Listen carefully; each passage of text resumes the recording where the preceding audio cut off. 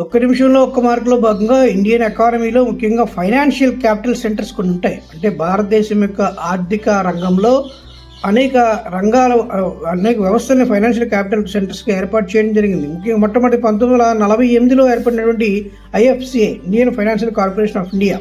అలాగే స్టేట్ వారీగా కూడా స్టేట్ ఫైనాన్స్ కార్పొరేషన్ ఇండియాలో కూడా 1953లో ఏర్పడింది.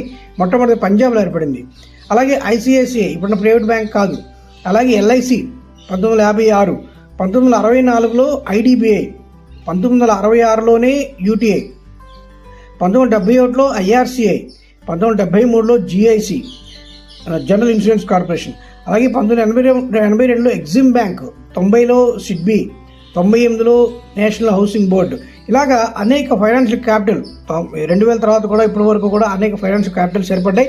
ఇవన్నీ కూడా ఒకసారి డేట్స్ అటు ఎబ్రివేషన్ చూసుకోండి, ఒక మార్క్ ఖచ్చితంగా వస్తుంది.